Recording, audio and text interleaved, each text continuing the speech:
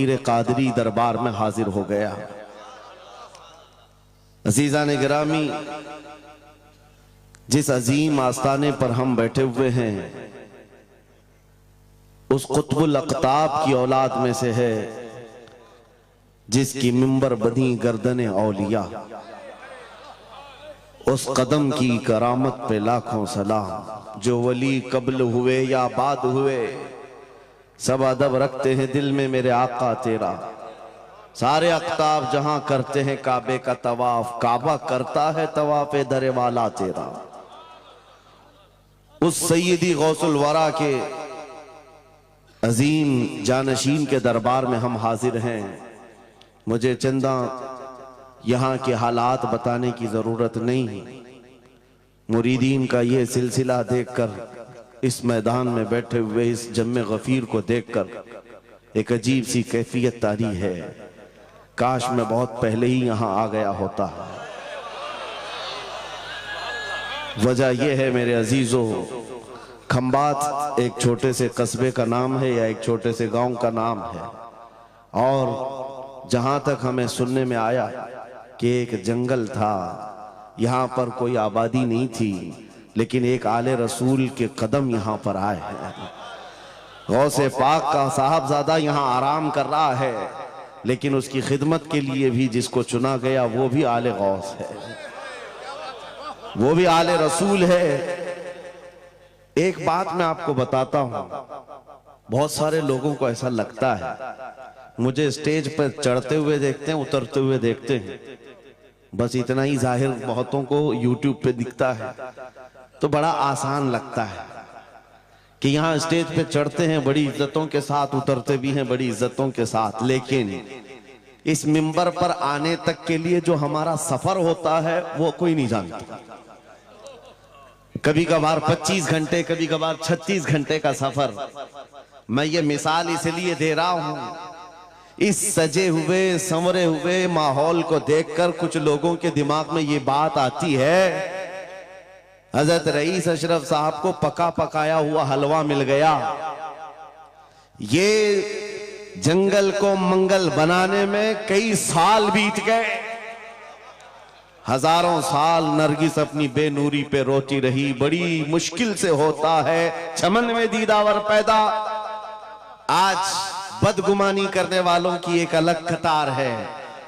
उन लोगों को ऐसा लगता है कि माहौल जम गया है और इनको पका पकाया हुआ मिला है। अरे नादानो, सफर करो तुम्हें पता चलेगा 40 साल का सफर क्या होता है। नारे तकबीर, नारे रिसालत, उर्से सरकार शाहे मीरा, हमारी ताकत हमारी हिम्मत। अरे किसी कस्बे से, किसी देहात से कोई एक छोटे खानदान का तालिब इल्म आकर के बस गया होता तो समझ में आती बात कि घर बार कुछ नहीं है, खाने पीने की कमी थी, निकल गया था। लेकिन ये उस खानदान से आया हुआ शहजादा है जहां अकाबिर वक्त अपने ताज जूतियों में रखने पर फख्र महसूस करते हैं। मखदूम अशरफ समनानी किसी छुपे हुए शहजादे का नाम नहीं है, हिंदुस्तान की मांग का नाम है। मांग ना हो तो कोई खूबसूरती नहीं है। महबूबे सिमनानी, शाहे सिमना, उस आस्ताने का ये शहजादा सैयद अशरफ, रईस अशरफ। आपको ऐसा लग रहा होगा कि इनकी फजीलत में मैं बयान करने के लिए खड़ा हूं। आमतौर पर मेरी आदत नहीं है, लेकिन मैं हकीकत बोलने का हमेशा आदी हूं। उसकी वजह भी है। अभी नाज़िम इजलास आपसे कह रहे थे, नाज़िम इजलास ये बात कह रहे थे, ये किस तरह से निडर होकर के ये बात बोलते हैं, मेरी बात नहीं है। आप मुंबई चल करके देखें, ये मोइनुल मशाइख जिस वक्त चाहे, जिस मामले पर चाहे खुल करके बोलते हैं। या अगर मैं बोलता हूं, बात सिर्फ इतनी है मेरे अजीजों, हक बोलने के लिए खून साफ होना चाहिए और माँ बाप अच्छे होने चाहिए। नारे तकबीर, नारे रिसालत, उर्से सरकार शाहे मीरा, मुहाफ़िज़े नामूसे रिसालत। हलाल खून हो, और माँ बाप सही नस्ब के हो। हक बोलने में डर किस बात का है, खौफ किस बात का है। मैं बात इसलिए कह रहा हूं, कोई अगर किसी देहात से किसी जगह से निकल करके आया हुआ होता, हालात का मारा हुआ होता और आकर के किसी जंगल में कोई घर बनाने की कोशिश कर रहा होता, तो तुम ये कहते बांग्लादेश से आया है बेचारा, बर्मा से आया हुआ है बेचारा। ये उस आस्थाने से आया है जहां वक्त के बादशाह भी अपनी निस्बत पर फख्र करते हैं। शाह सिमना का सैयद रईस अशरफ को क्या कमी थी? क्या माँ बाप कमजोर थे? क्या खानदान कमजोर था? क्या उनके पास नसब की कमी थी या दौलत की कमी थी? कुछ न हो करके अगर सब छोड़कर एक जंगल में आकर आबाद होता है, यह आले रसूल की शान है, यह आले रसूल की शान है। इसलिए मैं आपको बिला मुबालगा ये बात कह रहा हूं। मुझे फख्र है इस बात के लिए क्योंकि मेरे बाप ने बचपन से हमें 3 चीजें सिखाई है जो रसूल पाक की हदीस है। मेरे आका ने फरमाया, अल्लिमू औलादकुम सलासा खिसाल, हुब्ब नबीयिकुम व हुब्ब अहली बैतिही व तिलावतल कुरआन। मेरे आका ने फरमाया, अपने बच्चों को 3 बातें सिखा करके जाना। नंबर 1, अपने नबी की मोहब्बत सिखाओ। नंबर 2, नबी की अहले बैत की मोहब्बत सिखाओ। और नंबर 3, कुरान पाक सिखा कर जाओ। हमें बचपन से हमारे माँ बाप ने ये तालीम दी है, इसीलिए आप इस चीज को महसूस करें। मेरे लिए जो सरमाया आखिरत है जिसको मैं समझता हूं, यही वो मिंबर है जहां मेरे इधर भी उधर भी वो सादात बैठे होते हैं जो करंट से ज्यादा मुझे पावर दिया करते हैं। आज आपको क्या लगता है मेरे बाजुओं में जो ताकत नजर आती है, एक ही वजह है, मेरे बाप ने अहले बैत के कदमों में बैठना सिखाया है, उनका एहतराम सिखाया है। और मुझे इस बात पर नाज है, हजारों कोशिशें कर ली दुनिया ने मुझे झुकाने की, मुझे झुकने नहीं देता धर्म ज़हरा के बच्चों। नारे तकबीर, नारे तकबीर, नारे रिसालत, नारे हैदरी। अल्लामा मुफ्ती सलमान आसारी, अल्लामा मुफ्ती सलमान आसारी और से सरकार शाहे मीरा। लब्बैक लब्बैक लब्बैक या रसूल अल्लाह, लब्बैक लब्बैक या रसूल अल्लाह, लब्बैक लब्बैक लब्बैक या रसूल अल्लाह। मैं उन चीटरों से कहना चाहता हूं जो अपने जमात में बैठकर गद्दारी करते हो, अगर तुम्हें अहले बैत के चेहरों पर भी निफाक है, इनकी मोहब्बत में तुम्हारे अंदर बुग़्ज़ है, तो फिर अपनी आखिरत का सोचो, अपनी आखिरत का सोचो। किसके पास जाओगे, किसके पास जाओगे? आपको पता है उमर इब्ने खत्ताब व अमीरुल मोमिनीन, जिसके रौब से कैसर और किसरा कांपते थे, हजारों नहीं लाखों का लश्कर एक नाम से थर्राता था, लेकिन वही वक्त का खलीफा अमीरुल मोमिनीन उमर इब्ने खत्ताब जिस वक्त मिंबर पर खड़े होकर मस्जिद नबवी में खिताब कर रहा है, रसूलुल्लाह का बेटा, हम गरीबों का गमगुसार हुसैन आजम तशरीफ लाते हैं। मस्जिद में आकर मिंबर पर देखा और कहा, मेरे बाप के मिंबर से उतर जाओ, अपने बाप के मिंबर पर जाओ। ये किसने कहा? हजरत उमर ने नहीं कहा बच्चा कहां से आ गया। हुजूर के इंतकाल के बाद अहले बैत का सिलसिला खत्म हुआ, फौरन वक्त का खलीफा उतर आता है। अमीरुल मोमिनीन मिंबर से नीचे आ गए, घुटने जमीन पर रखा, घुटने जमीन पर रखा और कहा, शहजादे आपने बिल्कुल सच कहा, यह मिंबर आपके बाप का है, यह आपके नाना का है, मेरे बाप का कोई मिंबर नहीं। उमर के पास जो कुछ है वो आपके नाना का है, जो कुछ भी है वो आपके नाना का है। खाते हैं इनके घराने का, भोंकते हैं इनके घराने पर। ये न मिजाजे फारूकी है, न ये मिजाजे सिद्दीकी है। आपको मैं बताऊं, फिर हजरत उमर ने क्या कहा, अगर शहजादे आप इजाजत दे दें तो मैं मिंबर पर चढ़ूं। उनके सामने बोलने की जसारत किसकी थी? लेकिन रसूलुल्लाह की आल हमारे लिए सरमाया आखिरत है। ये नबी पाक की आल की मोहब्बत ईमान की अलामत है। बेटा उमर फारूक रज़ी अल्लाह ताला अन्हु का है, आम नहीं है, वो भी सहाबी रसूल है, सहाबी रसूल हैं। बाहर किसी मामले में तकरार हो गई इमाम हुसैन के साथ, वो हजरत अली के बेटे, ये हजरत उमर के बेटे। आपको ऐसा लगता हो तो सुनो, हजरत उमर तो खिलाफत पर थे, हजरत अली नहीं थे उस वक्त। हो सकता है छोटी उम्र में कुछ बहस हो गई, बहस होने के बाद ये तकरार हुई तो इमाम हुसैन ने अब्दुल्ला बिन उमर, हजरत उमर के बेटे को सिर्फ इतना कहा, तुम मेरे से क्या बहस कर रहे हो? तुम्हारा बाप मेरे नाना का गुलाम है, तुम्हारा बाप मेरे नाना का गुलाम है। हजरत उमर के बेटे को यह बात लगी कि कैसे मुझे ये टॉन्ट, कैसे मुझे ये ताना। दौड़ करके आए हजरत उमर के पास, कहा बाबा आज अली के बेटे हुसैन ने क्या कहा पता? कहा क्या कहा बेटा?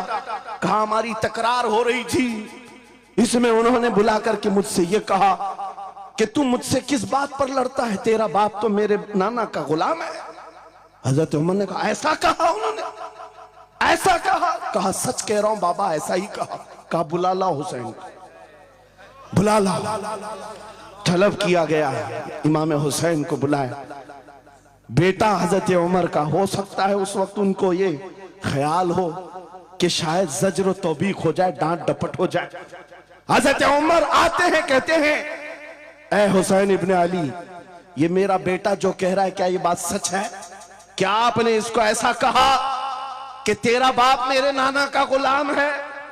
इमाम हुसैन ने कहा हां सच बोलता हूं। हाँ मैंने कहा है। कहा कह के बताओ कैसे कहा, कह के बताओ कैसे कहा? कहा मैंने इनसे कहा तेरा बाप मेरे नाना का गुलाम। हजरत उमर ने कहा और एक बार कहो, फिर कहा और एक बार कहो। उसके बाद उमर इब्ने खत्ताब की आंखों से आंसू निकले। कहा अपने बेटे को क्या बेहतरीन तकरार करके आया है, ये हुसैन यहां गवाही दे रहे हैं, कल क़यामत के दिन ये इतना कह दे मेरी जिंदगी वसूल है।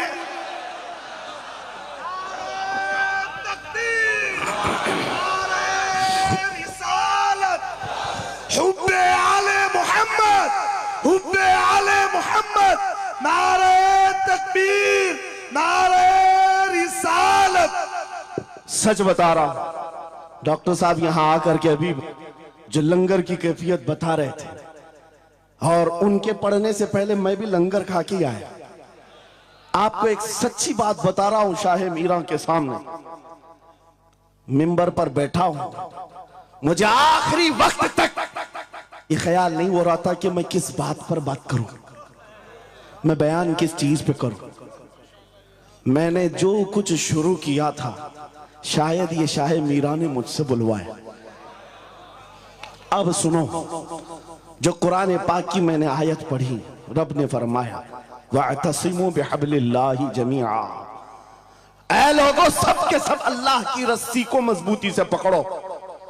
अल्लाह की रस्सी क्या है? क्या ये आसमान से नीचे लटकती है? कोई रस्सी है जिसको पकड़ना है? मुफस्सिरीन से पूछो, कुरान की तफसीर करने वाले कहते हैं अल्लाह की रस्सी मुहम्मदुर रसूलुल्लाह है और उनकी अहले बैत है। उनके अहले बैत को अल्लाह की रस्सी कहा गया है। सबके सब मिलकर के अगर इस रस्सी को पकड़ ले, मेरे अजीजों, ये इख्तिलाफात, ये इंतशारात, ये जिस कदर आज हमारे दरमियान तफर्रुकात शायद नहीं होते। हमारा मरकज, हमारा मावा, हमारा मलजा एक ही है। इस मिंबर ने आज लोगों को यह सिखाने की कोशिश की है, तुम जिस तरह मशरब और सिलसिलों में बट करके ये समझते हो कि मेरा खित्ता अलग है, इसका खित्ता अलग है, मेरे अजीजों ये एक पूरा सिलसिला है, 700 साल पुराना सिलसिला, 700 साल पुराना सिलसिला। मगर इस मिंबर पर बैठ करके इश्क मोहब्बत के नारे लगवा रहे हैं। वजह ये नहीं है कि यहाँ की कोई पब्लिसिटी है, बल्कि ये बताना है इसलिए कि अहले बैत ही ये जानते हैं जो हमारे नाना की कदर करेगा हम जिंदगी भर उसकी कदर करेंगे। आपको क्या लगता है आला हजरत का नाम, उनके मसलक का नाम रोटी सेकने के लिए लिया जाता है? मेरे अजीजों, आला हजरत का नाम, मसलक आला हजरत का नाम इसलिए लिया जाता है, डाल दी कल्ब में अजमत मुस्तफा सैयदी आला हजरत पे नारे तकबीर, नारे रिसालत, इश्क मोहब्बत, इश्क मोहब्बत, इश्क मोहब्बत, इश्क मोहब्बत, उर्से सरकार शाह मीरा। मुझे मेरे मुर्शिद गिरामी हुजूर ताजुश शरिया रहमतुल्लाह ताला अलैह एक बात कह करके मिस्र भेजे थे। जाने के वक्त कहा था नाम की कोशिश मत करना, हुजूर का काम करना। और उन्होंने ये शेर पढ़ करके कहा था, आखिरी महफिल थी उस वक्त, मेरी तालिब इल्मी के जमाने की बात कर रहा हूं, ये पढ़ करके बयान किया था आला हजरत को देखना। उन्होंने ये खुद कहा है, बेनिशानों का निशान मिटता नहीं, मिटते मिटते नाम हो ही जाएगा। आला हजरत उस सिक्के राइजुल वक्त का नाम है जिसने हर दिल पर राज किया है, हर खानकाह पर राज किया है। मेरा एक जुमला मैं अक्सर मजमों में कहता हूं, अक्सर तकरीरों में कहता हूं, एक बात समझ करके चलो शाह मीरा के उर्स में आने वालों, मेरा एक फार्मूला सुनना है। अगर इज्जत चाहते हो, वकार चाहते हो, ये जुमला याद करो, उनकी बात करो, हर दिल पे राज करो। बस रसूलुल्लाह की बात करो, हर दिल पे राज करो। आज हमारी जो इज्जत है मेरे अजीजों, ये खानकाह है अशरफिया और यहां खानकाह है शाह मीरा है, जिनके सामने मैं खड़ा हूं। लेकिन आपको मैं बताऊं, मैं अपनी किस्मत पर फख्र करता हूं। यही वक्त होगा, कल की रात में माररा मुतहरा में मौजूद था, वहां सादाते किराम के सामने अजीजा ने गिराम, ये अहले बैत अतहार के इन तमाम मिंबरों का सफर करते करते हमें एक पावर मिलता है, ताकत मिलती है। और आला हजरत का वो मिशन समझ में आता है कि आला हजरत ने रसूलुल्लाह के दरबार की नौकरी की थी। मेरे आका की दरबार की नौकरी का सदका अल्लाह ने उन्हें ऐसे अता किया है। मैंने मिस्र जाकर देखा है, अफ्रीका में देखा है, अमेरिका वगैरह हम गए नहीं, लेकिन जानते हैं जहां कहीं उर्दू बोलने वाला हो, बल्कि मैं तो अरबी दान लोगों को सुनाऊं। मिस्र की सरजमीन पर हर जुमा एक जगह मौलूद शरीफ हुआ करती थी, हम हिंदुस्तानी तलबा वहां जाते थे।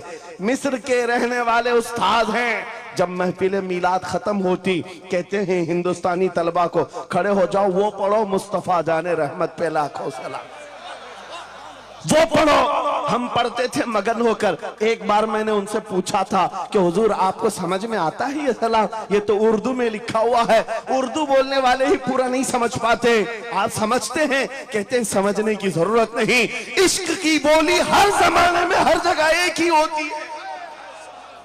इश्क में बोला हुआ वो कलाम है, अरबी हो कि हिंदी हो, दिल को समझ में आने लगती है।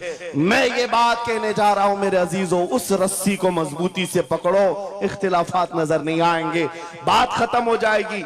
आज से 2 साल कबल एक कुत्ता यहां पर हिंदुस्तान में भौंकता था, खिंजीर का बच्चा जब नबी पाक की शान में भौंकता था, इस फकीर ने उसे ललकारा था। मेरा नाम, मेरी इमेज लोगों के सामने है, मैं वाकया तफसील से नहीं बता रहा हूं, मैं अपनी बात आपके सामने ये रखना चाहता हूं। जिस वक्त उस खबीस मलऊन को पुकारा, आपको पता है हम तो एक छोटे से इलाके से उसको पुकारे थे, लेकिन निशाना सटीक जाकर लगा और उसके बाद कुत्ता बिलबिलाया भी, मैदान में आने की बार बार कोशिश करता रहा, लेकिन अब तक वजूद नहीं है। लेकिन उसके बाद मैंने देखा है, महीना 2 महीना 3 महीने गुजरे होंगे, हर मुल्क से, अफ्रीका से, ऑस्ट्रेलिया से, न्यूजीलैंड से, अमेरिका से, हर जगह से लोगों ने मुझे मैसेज भी किए, खुतूत अरसाल किए, वहां से रिसाले भेजे और दादो तहसीन के साथ दुआएं दी।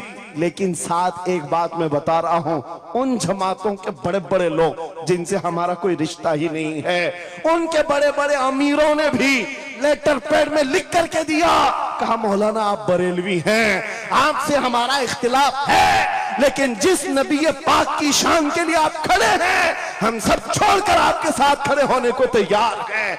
हम आपके सामने आज ये बात कह रहे हैं, ऐ सुन्नियों, हम तो दूसरों को बुला भी नहीं रहे, हम तो तुम्हारे इत्तेहाद की बात कर रहे हैं, लेकिन इत्तेहाद का नुक्ता एक है, जब तक तुम एक एक छोटे खूंटे को पकड़े रहोगे, हर कोई तुम्हारे साथ उलझता रहेगा।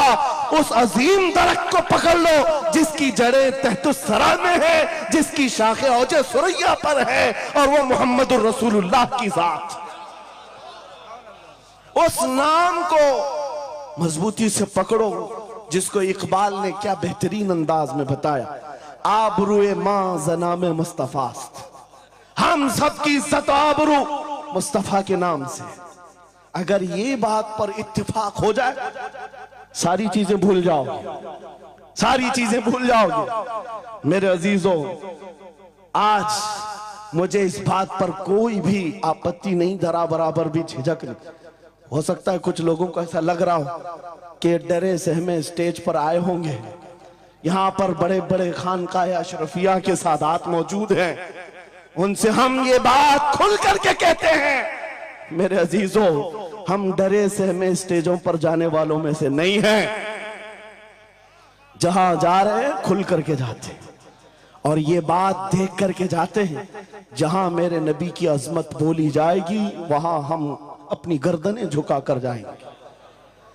यहां पर मिशन आला हजरत को तरवीज दिया जा रहा है। आला हजरत का वही तो मिशन था। क्या मिशन था आला हजरत का, जो आपने अपनी जिंदगी भर दिया है?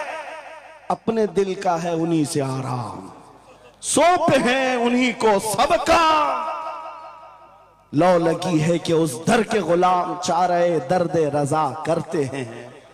आला हजरत फाजिल बरेलवी का वो मिशन यहां से दिया जा रहा है। मैं यहां से एक मजबूत मैसेज देना चाहता हूं, हमारे सारे सिलसिले ये हमारी अजमत के लिए, हमारी जीनत के लिए, लेकिन सारे सिलसिलों की इंतहा मदीने तैयबा है। सारे सिलसिलों की इंतहा मदीने तैयबा है। तुम्हारा पीर जितना भी बड़ा हो, देखने में बहुत बड़ा भी दिखता हो, लंबा चौड़ा जुब्बा पहनता हो, बड़ा अमामा भी पहनता हो, सब कुछ हो, लेकिन अगर नबी का वफादार नहीं तो वो कुत्ते से जलील है। पीर नहीं है, कुत्ते से जलील है। और अगर तुम्हारा पीर पैबंद लगे, कपड़े उलझे भाल में है, लेकिन उसके सामने बैठो तो नबी की याद आने लगे, यह सिलसिला हक्का की अलामत है। हुजूर पाक सल्लल्लाहु तआला अलैहि वसल्लम हमारा महवर है, मेयार है। तुम जहां कहीं जाकर के आओ, घूम करके आओ, इस बात पर तुम्हें आज जमा होना चाहिए, इस बात पर जमा होना चाहिए। हुजूर पाक सल्लल्लाहु अलैहि वसल्लम की अजमत बोलो, हर दिल पर राज करो। आज सदियां बीत गई, एक कलाम सबको याद है।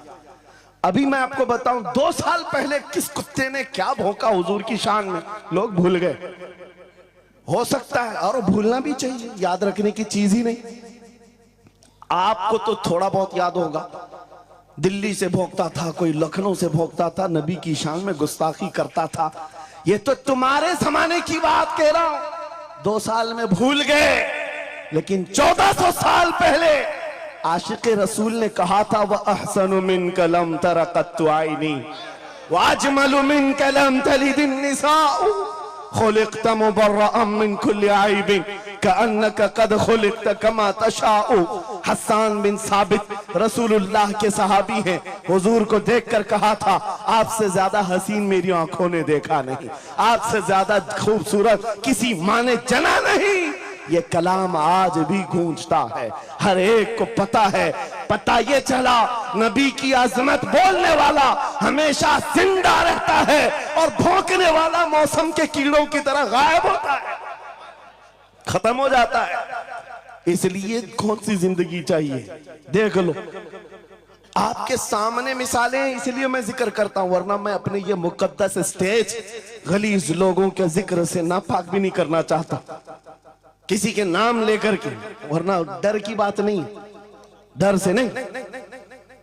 आपको पता है एक राफजी कुत्ता दीन बदल कर निकला था लखनऊ से, धर्म परिवर्तन और मीडिया की सुर्खियां बटोरने के लिए हॉट कुर्सी पर जाकर बैठकर, ये सब प्रोपेगेंडा है। उनको ये लगता था कि खलबली मच जाएगी 30 करोड़ मुसलमानों। अरे एक बड़ा आदमी दीन छोड़कर चला गया, मुसलमानों से हट करके दूसरे धर्म में चला गया, नाम भी बदल लिया, धर्म भी बदल लिया, सब छूट गया और गया 6 महीने तक धोतियों के नीचे उनका फुजला चाटता रहा और उसके बाद पता चला कि पुजारियों ने किक मारकर निकाल दिया, खत्म हो गया। 6 महीने के बाद आकर एक गुफे में बैठकर वीडियो बनाने लगा, मुख्यमंत्री जी, प्रधानमंत्री जी, मेरे जान को बचा लो, 6 महीने में ही तुम्हारा ये हशर हो गया। धोबी का कुत्ता, ना घर का ना घाट का। 100 साल पहले आला हजरत ने ये फरमाया था, या रसूल अल्लाह, जो तेरे दर से यार फिरते हैं दर बदर यूं ही खार फिरते हैं। नारे तकबीर, नारे रिसालत, अज़मत मुस्तफा, लब्बैक लब्बैक लब्बैक या रसूल अल्लाह, लब्बैक लब्बैक लब्बैक या रसूल अल्लाह। बस ये दौलत तुम्हारे अंदर आ जाए, जब मिंबरों के करीब हो जाओ, जब कभी मसाजिद या खानकाहों के करीब हो जाओ, औलिया कामिलीन का अदब अपनी जगह पर वो असल नहीं है, असल वो रसूलुल्लाह की जात। मौलाना रोम फरमाते हैं, मौलाना जलालुद्दीन रूमी औलिया के बारे में कहते हैं कि कुछ लोग ये समझ बैठते हैं कि औलिया हमारे पीराने इज़ाम, मेरे अजीजों ये जरिया है नबी तक पहुंचाने का, और अगर कोई पीर तुमको रसूलुल्लाह तक नहीं पहुंचा रहा है तो फिर वो 2 नंबर वाला है, वो हुजूर की अजमत नहीं बताता, हुजूर तक नहीं ले जाता, वो 2 नंबर का है, झूठा है। मौलाना रोम फरमाते हैं, शीशे पर कभी दिन के वक्त सूरज की रोशनी पड़ती है और शीशे को तुम जिधर घुमाओ सामने भी रोशनी पड़ती। बचपन में हम करते थे, छोटा सा शीशा लेते, सूरज को दिखाते और उस पर रोशनी आती है, जिधर भी करो इधर उधर रोशनी जाती रहती है। मौलाना जलालुद्दीन फरमाते हैं, वो जो जमीन पर इधर उधर रोशनी घूम रही है वो शीशे की रोशनी नहीं है, धोखा मत खाना, ये सूरज की रोशनी है। सूरज की रोशनी शीशे पर पड़ी और ये शीशा जिधर घूमा उधर रोशनी। इसलिए याद रखना, पूरी जमीन पर जितने औलिया कामिलीन हैं ये शीशे के मानंद हैं, इनके दिलों पर जो रोशनी पड़ती है वो मदीना तैयबा गुंबद खजरा से आती है, और ये फिर जिस तरफ जाते हैं उस तरफ रोशनियां होती हैं। लेकिन साथ में तुम्हें ये याद रखना कि ये रोशनियां असल नहीं, इनके कल्ब पर जो रोशनी पड़ रही है वो गुंबद खजरा से आ रही है। बस वो असल चीज को मजबूती से पकड़ो। कुरान यही कहता है, वातसिमू बिहब्लिल्लाहि जमीआ, अल्लाह की रस्सी को मजबूती से पकड़ लो। आबरूए माज़ना में मुस्तफास, उनके जो हम गुलाम थे, खल्क के पेशवा रहे, उनसे फिरे जहां फिरा फिराई कमी वखार में। सबब कुछ और है जिसे तू खुद समझता है, जवाल बंदे मोमिन का बेजरी से नहीं। इकबाल ने कितने अच्छे अंदाज में ये मैसेज दिया था।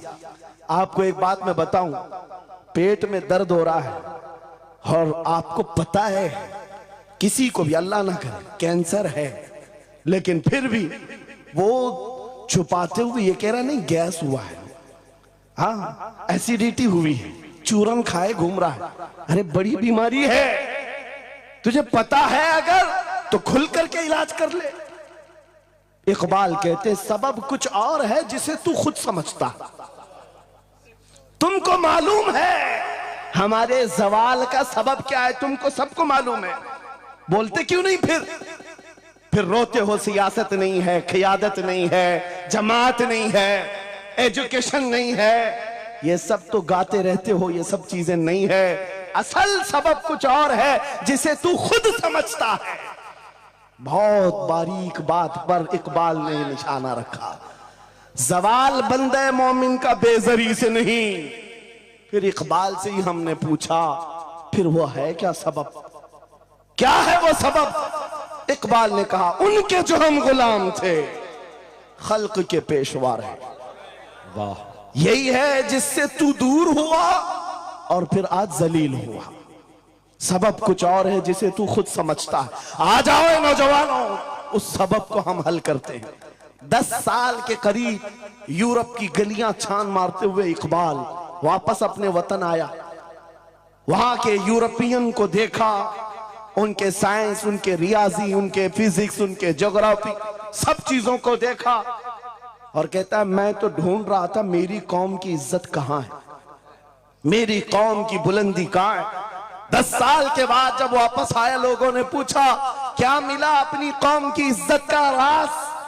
इकबाल ने कहा, मैं बहुत गौर से देखता रहा और फिर इस नतीजे पर पहुंचा, मेरी कौम के उरूज और इर्तिका बुलंदी का एक ही राज है कि मोहम्मद से वफा तूने, तो हम तेरे हैं। ये जहां चीज है क्या लौह कलम तेरे। ये उस वक्त इकबाल ने कहा था। और फिर मेरे अजीजों, इस बात को आज मैं दोहरा रहा हूं। एक बात अभी भी मैं नाउम्मीद नहीं हूं, सुन्नियों की ये कसरत। और जब आप तुम्हारे जोशो जज्बे, ये नात खानी जो है, ये कोई हमारे यहाँ एक फॉर्मेलिटी नहीं है।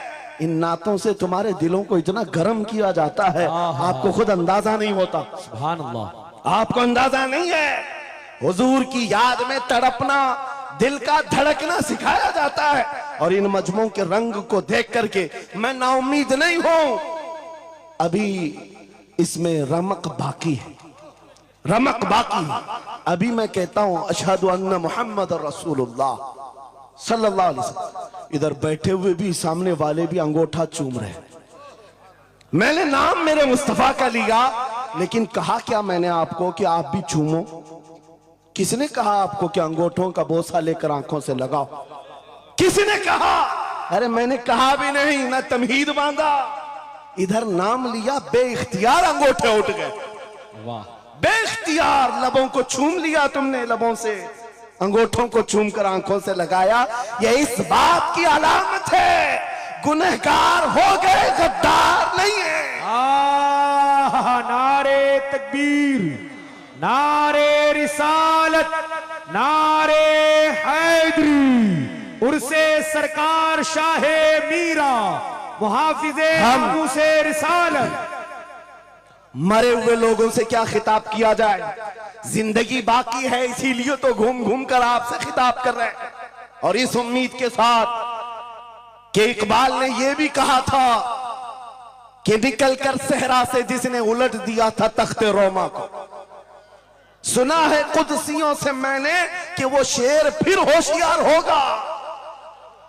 इकबाल की बात सुनो, कह रहा है पहले जमाने में सहरा से निकले थे सहाबा, पैरों में चप्पल नहीं थे, पैबंद लगे कपड़े, तलवारें टूटी हुई, लेकिन जब निकले थे तो रोमन एम्पायर को भी धूल चटा दिया था, पर्शियन एम्पायर को भी परखचे उड़ा दिए थे। 2 सुपर पावर ताकतों को नाकों तले छने छबवा दिए। ये तारीख में मौजूद है, मिटाने से नहीं मिटेगा। इकबाल ये कहता है, ये जो हालात हुए थे, ये देखकर मुझे अंदाजा है वो दिन आएगा, मोहम्मद अरबी का शेर फिर होशियार होगा। हम वो होशियार करना चाहते हैं। ये नहीं कि मैं कहता कि हम हैं, ये हैं, वो हैं। खुदा किसी भी दिन, किसी भी जमात में, किसी भी इलाके में एक दिन सलाहुद्दीन को जरूर पैदा करेगा और फिर वो आएगा, इनकलाब लाएगा। हम ना उम्मीद नहीं है खुदा की रहमत से, बार बार आपको जगा रहे हैं। और जब तक ये दौलत मोहब्बत मुस्तफा मौजूद है, मेरा ये यकीन है कि हमें हजारों ताकतें मिलकर के मिटा नहीं सकेंगी, नहीं मिटा सकेंगे। ये दौलत लासवाल तुम्हारे पास मौजूद है। आप नहीं देखते आज हालात बड़े खराब हैं। डॉक्टर साहब हमारे मेहमान हैं, लेकिन आपको पता है यहां के हालात, इनके ही पड़ोसी बल्कि इनकी बिरादरी के लोग जो नात खां हैं, मशहूर नात खां, हमसे पूछ रहे थे कि मौलाना आप जो है कुफार और मुशरिकीन के नरगे में हैं और वहां पर आप इस तरह से बोलते हैं, कैसे बोलते हैं? मैंने उस वक्त बगदाद मुकद्दसा में उनसे अर्ज किया था, क्यों दबे जिस पे हिमायत का हो पंजा तेरा, क्यों दबे जिस पे हिमायत का हो पंजा तेरा, शेर को खतरे में लाता नहीं कुत्ता तेरा। हाँ, हम तादाद में कम हैं, हम तादाद में कम हैं और बड़े हालात के मारे हुए हैं, लेकिन हमें अपनी तारीख याद है। बदर में भी तादाद कम थी, उहद में भी तादाद कम थी और सबसे बड़ी तादाद तो करबला में कम थी, लेकिन फतह का झंडा आज भी करबला वालों का ही लहरा रहा है। सुभान अल्लाह। तादाद माने नहीं रखती, कभी मत जाना इन सब मामलात पर। आज जो ढकोसले पैदा किए जाते, तुम्हें मुर्दा किया जा रहा है। कुछ मत बोलो, हालात बड़े खराब हैं। इनसे पूछो तुम्हारे बाप दादा के जमाने में हालात अच्छे थे, वो भी कहेंगे हालात उस वक्त भी खराब थे, उस वक्त भी खराब थे। अरे सुबह अजल की बात कर रहा हूं, इस्लाम का सूरज तुलू हुआ कि मक्का के हालात खराब ही थे, मदीने हुजूर हिजरत करके गए, हालात खराब ही थे। मैं आपको बताऊं, मेरी फिक्र करने वाले उलमा बड़े बड़े सादा बहुत दुआ करते हैं, लेकिन साथ में ये भी कहते हैं थोड़ा सा एहतियात से, क्या आपका होना यहां कौम के लिए जरूरी, इफादा इस्तिफादा लोगों का चलता रहेगा, फायदा होता रहे। मैं एक बात कहता हूं, मैं तो बहुत छोटा सा, बल्कि मैं कोई घास के लायक भी नहीं, इमाम हुसैन का होना कितना जरूरी था। सहाबा कराम के जमाने में अहले बैत का वो सबसे बड़ा चेहरा इमाम हुसैन का होना जरूरी था कि नहीं था?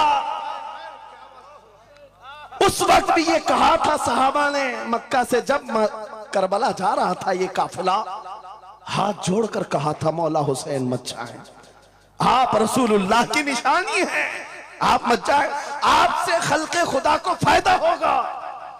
मेरे अजीजों, मैं ये बात आज कहता हूं, हमारी कोई वकात नहीं, हमारी कोई हैसियत नहीं जो ये समझता है अपनी कुटिया बचाने के लिए कि हमारे होने के बाद बहुतों का फायदा होगा।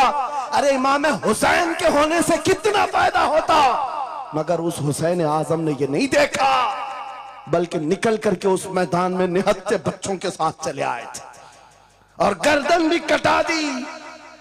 ये समरा आज तक देखने को मिलता है। इस्लाम जिंदा होता है हर करबला के बाद। सुभान अल्लाह। इमाम हुसैन ने अजीम उस रुखसत पर नहीं अमल किया था, अजीमत का रास्ता इख्तियार किया, चले आए। उस वक्त भी सहाबा ने उनसे कहा था आपका होना बहुत जरूरी है, लेकिन इमाम हुसैन की नजर में ये बात थी रह लेंगे चंद साल, लेकिन लोगों के दिलों में जो नर्वसपन होगा, शरीयत की धज्जियां उड़ती हुई देख करके बड़े बड़े लोग खामोश हैं, तो आइंदा आने वाली नस्लें भी इसी तरह कंप्रोमाइज करती हुई चली जाएंगी। मेरे अजीजों, मैं आज खुल करके बताता हूं, मेरी पुष्ट पनाही करने के लिए बड़े बड़े उलमा मौजूद है, एक भी हुकूमत का कुत्ता नहीं है और ना ही जरूरत है। जब कभी पहली मर्तबा मैं तन्हा खड़ा था मुंबई की सरजमीन पर, हुजूर मोइनुल मशाइख मेरे साथ, उस वक्त भी साथ थे, आज तक है। और ये भी बात बताऊं, आपका मैं मुफ्ती होऊंगा लेकिन इनका बाबू, ये हमेशा एक ही बात, ये सारी चीजें मेरे साथ हैं, लेकिन फिर भी मैं खुल करके आपके साथ ये कहता हूं, बच्चे मेरे भी हैं, बीवी खानदान मेरा भी है, लेकिन एक चीज सताती है आज भी कि अगर आज आप सबकी बातें सुन करके हम भी कहें थोड़ा जी लेंगे, हम भी 10 साल 12 साल 14 साल जो जिंदगी मिल जाए जी लेंगे, क्योंकि इनको ना बोलेंगे तो छोड़ देंगे, आसानी से रहने देंगे।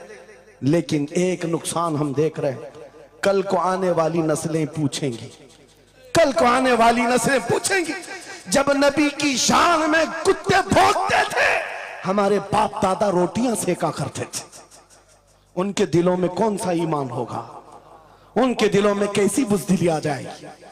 लेकिन मेरे अजीजों, ज्यादा से ज्यादा क्या होगा? मौत तो सबकी लिखी हुई है, मेरी भी है, आपकी भी है।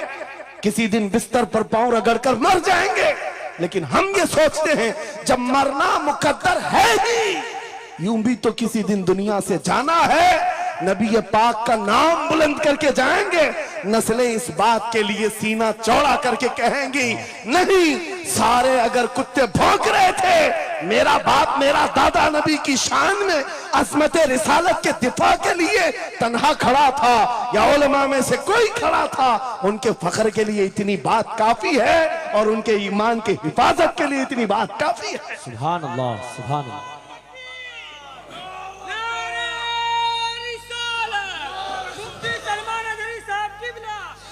इस अज़मत रिसालत के लिए आपको क्या समझ में आता है? बहुत दिन हो गए हमारे आराम के, बहुत दिन हो गए सुकून के। नबी के नाम पर हमने रोटियां बहुत खाई, हुजूर की इज्जत पर क्या क्या नहीं मिला हमको। कौन से दिन तकलीफ आई है, कौन से दिन तकलीफ आई है? ये अहले बैत को देख रहे हो? आपको पता है वो बाबुल हवाइज इमाम मूसा काजिम, अहले बैत के इस बड़े इमाम की बात कर रहा हूं जो इमाम जाफर सादिक के बेटे हैं, लेकिन 7 साल तक वक्त के जालिम तागूती ताकतों ने जेल में रखा, जहर देकर के खत्म किया है। आपको पता है इमाम मोहम्मद बिन हसन अस्करी, जिनको जहर देकर के खत्म किया गया। अहले बैत था जिन्होंने 20-20 साल जेल काटी है। रसूलुल्लाह के शहजादे थे वो, रसूलुल्लाह की आल थे। आज तो लाखों में है, उस वक्त तो नबी के शहजादे चुनिंदा थे, पूरी दुनिया के वो मरकज थे, लेकिन जेलों में 20-20 साल गुजारे। किसी को 10 साल, किसी को 12 साल, किसी को 20 साल। आपको पता है इमाम मूसा काजिम को जंजीरों से भी मारा गया था, जंजीरों से। आप अपने बाप को मार खाता हुआ देख करके नहीं बर्दाश्त कर पाते। हमारे वो अजीम इमामों की बात कर रहा हूं जिन्होंने मेरे नबी की शरीयत की दिफा के लिए जेलों की जिंदगी, हत्ता के रिवायत ये बताती है मौला इमाम मूसा काजिम का जनाजा भी जेल से निकला। मेरे अजीजों, ये सब क्या बातें सिर्फ बयान करने के लिए रह गई? उलमाए ज़वील एहतराम इस मनसब को हाथ समझें। आज ज्यादा से ज्यादा यही होगा। इसी किछोछा मुकद्दसा के एक बुजुर्ग थे जो मेरे बहुत बड़े आइडियल है, सैयद मुजफ्फर हुसैन कछोछवी।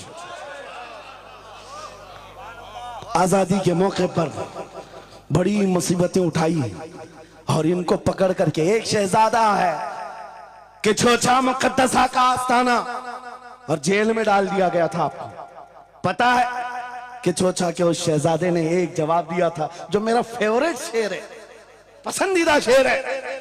आपने कहा था मुजफ्फर को मुकय्यद ना समझ है सैयद, मेरी असीरी भी सुन्नत आबाई है। माशाअल्लाह, मेरी असीरी भी सुन्नत आबाई है। मुजफ्फर को मुकय्यद मत समझ है सैयद। आपको पता है ये तारीख है हमारी, लेकिन सब की सब तारीख इसलिए दोहरा रहा हूं कि हमारी इज्जत उसी में मौजूद है, वहीं पर है। वापस आ जाओ उधर ही। अपनी कुटिया बचाकर, अपनी दुकान बचाकर ज्यादा दिन नहीं जी पाओगे। हुजूर के नाम का दिफा करो, सुबह कयामत तक मौला नाम जिंदा रखेगा। सुभान अल्लाह। हाँ, अपनी हिफाजत के लिए बहुत सारे लोग हैं, अपनी अपनी फिक्र करने वाले। नबी की इज्जत और नामूस पर पहरा देने वालों की तारीख मिटाई नहीं जाती। हजारों मिटाने की कोशिश भी कर लो, वो मिटते नहीं है। आज आपको पता है पैरों से माजूर खादिम हुसैन को कौन नहीं जानता। लोगों को डर भी लगता है उनका नाम लेने में कि गरजता था बंदा और खुद व्हील चेयर पर बैठता, लेकिन लाखों को खड़ा होना सिखा दिया। किस बात पर? क्या अपने बाप के कसीदे पढ़ता था? क्या अपने खानदान के कसीदे गुनगुनाता था? एक ही बात, रसूलुल्लाह की अजमत पर बात, हुजूर की इज्जत पर बात करो तो फिर पता चलता है 8 साल के बच्चे से लेकर 80 साल के बूढ़े के दिल में भी अल्लाह खुद मोहब्बत डालता है, वाह सुभान अल्लाह। खुद मोहब्बत डालता है। सब चीजें मौजूद हैं उसी जात पर। एक बात मैं अब आपके सामने कहता हूं, गुफ्तगू समेटता हूं। आला हजरत का मसलक देखो, मिशन देखो, और आपको उसी बात पर मैं लाकर जमा कर दूंगा। और सुन्नियों का मजमा मुझे पता है, आधा शेर मैं पढ़ूंगा, आधा ये खुद ही कंप्लीट करेंगे, और गारंटी के साथ कहता हूं। मुझे पता नहीं है कि मजमे के बारे में, लेकिन इतनी गारंटी जरूर है आप कंप्लीट करेंगे। क्यों? हमें पता है मिजाज इश्क रसूल का, हमें पता है मोहब्बत मुस्तफा का। सुनो, मैं कहता हूं वो जो न थे तो, वो जो न हो तो, ये गारंटी है हमारी, ये गारंटी है। आधा जुमला भी कह दो सुन्नी के बाद, वो जो ना हो तो, ये कंप्लीट खुद करेंगे। क्यों? ये अकीदा भी है, ये ईमान भी है, ये हमारी जान भी है। वो जो ना हो तो।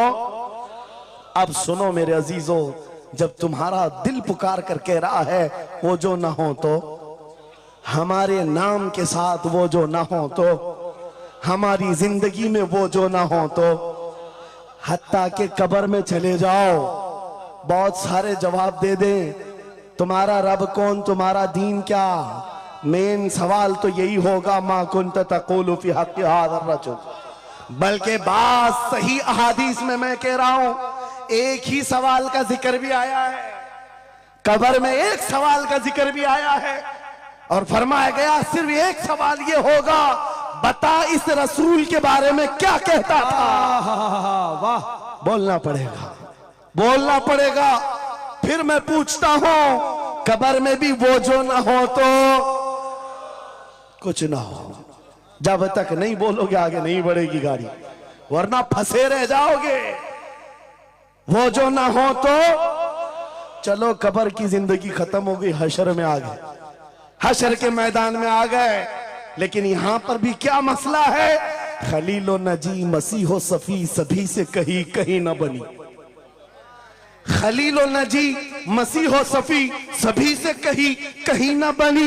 ये बेखबरी की खल्क फिरी कहां से कहां तुम्हारे लिए। वहां पर भी सबके पास फिर करके आती है कौम उसी मोहम्मद रसूलुल्लाह के बाद आए। और शफाअत शुरू कहां से हुई? रसूल पाक से शुरुआत हुई, और उसके बाद इख्तिताम तक मेरे आका फरमाते हैं, कयामत के दिन मेरी हालत ये होगी, मेरे कंधे पर चादर पड़ी होगी और वो कभी खसक खसक कर गिर रही होगी।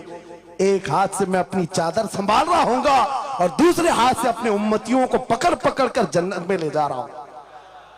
ये मैदान कयामत की बात है। फिर पूछता हूं, महशर में भी वो जो ना हो तो, कयामत के मैदान में भी वो जो ना हो तो। अरे तुम्हारी अजान कंप्लीट होती है, अजान में भी वो जो ना हो तो, नमाज में भी जब तक सलाम नहीं भेजोगे, नमाज में भी वो जो ना हो तो, कहीं पर भी बच नहीं सकते। इसीलिए आला हजरत ने कहा था, बखुदा खुदा का यही है डर, नहीं और कोई मफर मकर, जो वहां से हो यही आके हो, जो यहां नहीं तो वहां नहीं। जब तुम्हें समझ में आ गया वो जो ना हो तो कुछ ना हो, वो जो ना हो तो, वो जो ना हो तो, जब तुम्हारा यकीन है। अब सुनो बरेली का इमाम क्या कहता है, ऐ सुन्नी जवान आज ले उनकी पनाह, आज मदद मांग उनसे, आज ले उनकी पनाह, आज मदद मांग उनसे। कल न मानेंगे कयामत में अगर मान गया, आज आना है तुम्हें वहीं पर। मेरी गुफ्तगू का खुलासा यही है, मेरी गुफ्तगू का लुब्बे लुबाब यही है। आ जाओ उस कदम पर जहां से बिलाल हबशी को काबे की छत पर पहुंचाया गया। आ जाओ उस कदम पर जहां पहुंचने के बाद खत्ताब का बेटा अमीरुल मोमिनीन उमर इब्ने खत्ताब बना। हजरत उमर खुद कहते हैं, मेरी हैसियत इतनी थी, मैं खत्ताब का बेटा, बचपन में 2 बकरियां मुझसे नहीं संभलती, लेकिन एक वक्त आया हजरत उमर 36 लाख स्क्वायर किलोमीटर पर तनहा हुकूमत करते थे। मिस्र, इराक, यमन, शाम, फिलिस्तीन, ये आज का सऊदी अरब हजरत उमर की निगरानी में था। हजरत उमर कहते हैं आज इतने बड़े खित्ते पर उमर की निगरानी है, इसलिए नहीं कि खत्ताब का बेटा उमर है, इसलिए कि मोहम्मद अरबी का गुलाम उमर है। वो जो ना हो तो मेरे अजीजों, जितनों ने इज्जत पाई है उस कदम से पाई। आपको जब ये बात अच्छी तरह मालूम हो जाए, यहां देखो आप, यहां चेहरे बहुत सारे, यहां बहुत सारे चेहरे, और उसमें बुजुर्ग तरीन चेहरा वो सैयद रईस अशरफ साहब का है। लेकिन पूरा मजमा ये बात मेरे साथ यकीन के साथ कह सकता है, इन जवानों से कई ज्यादा हसीन और जमील ये चेहरा है। क्यों? अरे तुम्हारे बॉलीवुड और हॉलीवुड में थोड़ा बुढ़ापा आए तो उसे निकाल दिया जाए, फिर उसकी नहीं चलती। वहां सिर्फ रंग और गाजे का काम है, वहां सिर्फ और सिर्फ पाउडर लाली मेकअप का काम है। जब तक जवान थे हजारों फैन थे, लेकिन जवानी खत्म हो गई तो बेचारे उनकी जिंदगी के लाले पड़ गए। और सियासत में भी यही हाल है, 40-40 साल नौकरी किया पार्टियों की, बाद में फिर वो मंडली में बिठा दिया गया, अब आप बैठो दूसरे जवान आएंगे, उनकी भी जिंदगियां खत्म।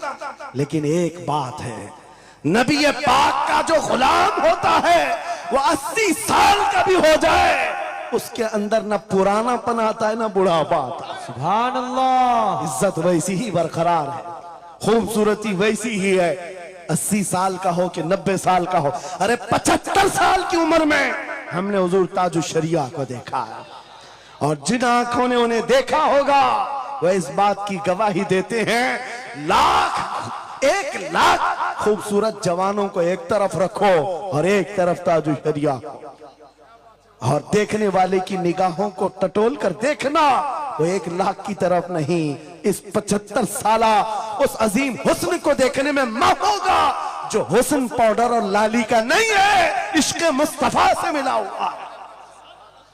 इज्जत रसूलुल्लाह के कदमों से, उनकी वाबस्तगी से है, तो फिर छोड़कर ये दर बदर क्यों ठोकर खाते?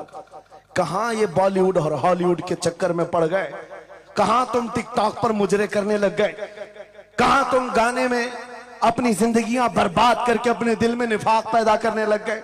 अरे ताश के पत्ते, जुए के अड्डे, शराब की बोतलें, ये तुम्हारी शान नहीं, ये तुम्हारे लिए ज़ेब नहीं देखता।